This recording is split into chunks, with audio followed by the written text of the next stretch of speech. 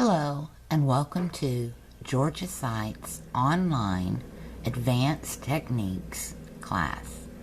Today we're going to learn how to do the Cluny. The Cluny is intimidating, okay, to most tatters. However, once you see how it's done, you'll find out, as with many of the advanced techniques, that they're fairly easy to do. Okay, it's just going to take some practice.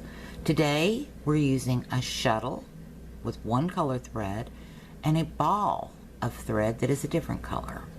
We're also going to use the loom to do this on, okay? And my advice is, if you have any kind of hand problems, arthritis, whatever, get a loom. There's a link down below to Georgia's online store, and her husband makes looms like this. So see if she's got any on the site, and if she doesn't, write her. Maybe she can get one for you. So check it out. But they're very well made. They're made out of wood. See, that is wood, okay? And underneath, you can see they're screwed in. Anytime you can get anything made out of wood, you're doing good today, because most things are made out of pressed wood, and pressed wood just falls apart. This is wood and wooden dowels, okay? So let me show you the loom I used to use before I got this one from Georgia. This is one that I used to use. It's a 3-warp loom that I made out of a cardboard box and duct tape. Now you can make yourself a loom, but I'm going to tell you, this is going to wear out. This is, if you make a lot of Clunies, you're going to wear it out. It's going to break. You're going to be constantly making a loom. Get you a wooden loom. It'll last forever. Alright? So let's get on with it. Today I'm going to show you how to wrap your hand to make a Cluny. However, I'm not going to be doing the Clunies on my hand. I am one of those arthritis sufferers, and holding my hand and keeping those threads tight for the Cluny really hurts it, and it really aggravates it. So I can show you how to wrap your hand for a 3-warp loom, but to do one on my hand, forget it. It's not happening in class. Alright, but I am going to show you how to make one on the loom, and you'll see it's so much easier. Alright, first and foremost, I have a knot down here.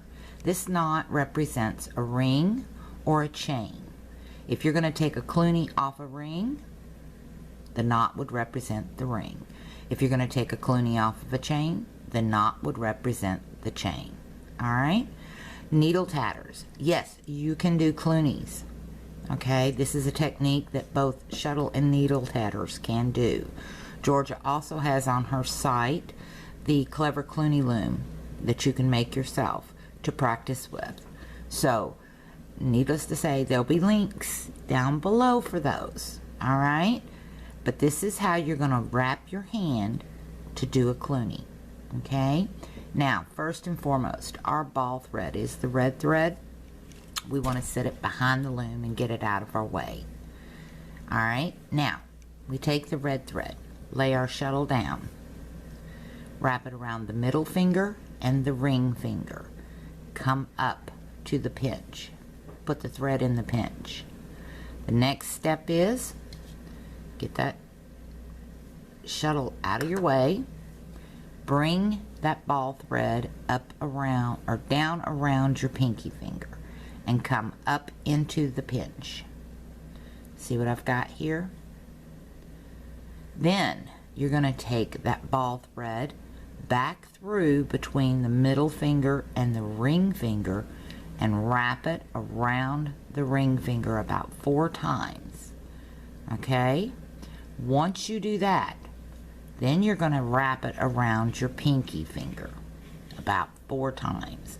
That'll give you stability to hold it and keep the tension on your loom. This is your loom right here. Okay? Now, you can choose to take the loop off your finger. Okay? But you take a chance of losing it up in your work. So keep that loop on your finger. But that is the hand loom for a Cluny.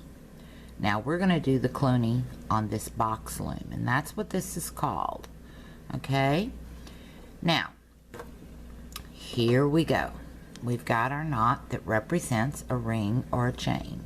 we take our ball thread, we wrap it up here on the second notch, come over to the fourth notch and down. We're going to put that thread right there with that knot. The next thing we're going to do, get that the shuttle thread out of our way, wrap that around our pinky and come back up. See? The next thing is take it up here and wrap it around these two things up here and then drop it to the back. It's out of the way. Okay?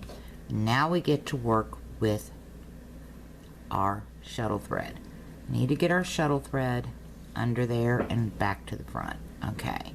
Now, you see how this is laying in my hand. See it?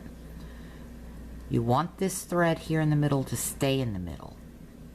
So, our shuttle thread is coming out to the right. We need to put the first half stitch of the double stitch on this right here, this one thread. In order to do that, let me take some of the slack out of that shuttle, get it back down here. You want to put the first half of that double stitch on there. Now, in order to get that to flip, you got to release your tension. Allow it to flip. Once it flips, you're going to slowly, slowly, slowly work it down to your knot. Get it down there. That will lock this Cluny in place. Use your fingers if you have to get it down there. But you want it down there next to the knot. Then, your shuttle, you come all the way over to the right side. You're going to go under this thread and up. Pull that down. Then you're going to go over this thread and down. Okay? And pull it down. You're going to go down or over this first thread and down and pull it down. Okay? Go under that center thread and up. Okay? Over this thread, down, and then back up. You have just completed one full set. Okay? Now you're going to go and do that same thing over again. Watch what I'm doing. And as you get better, I've got a huge shuttle here.